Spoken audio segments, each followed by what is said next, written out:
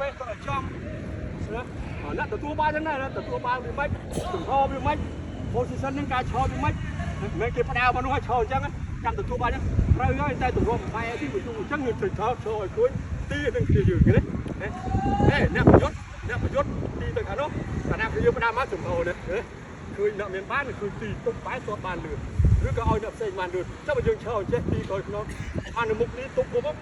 ទម្រាំបែចេះការពារវាមកដល់មកទៅតែកើតណាចឹងគូប្រាប់ចំហ position បើអ្នកការពារណា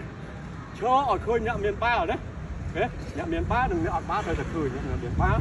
ឈរលើឃើញអ្នកអត់បាល់នេះមិនមែនឈរចឹងចឹងគេរត់ក្រោយខ្នងមកនេះអានោះប៉ះទៅនោះយើងឃើញអត់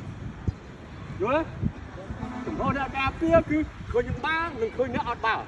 แล้วអានោះមានបាល់ដែរគេមកមានបាល់បាទទៅទៅនេះអានោះមួយទៀតគ្នាឯងនោះតែគ្នានោះគ្នាវាពីរអ្នកតែស្ទប់បាននៅឈរនោះតែយើងឈរប៉ុណ្ណឹងហ៎ឈរអញ្ចឹងហ៎មិនឈរមិនឥឡូវយើងឈរមិនឈរមិនឈរមិនឲ្យឃើញអ្នកមានបាល់គាត់ទេណាឃើញទេឃើញវាแล้วឈរ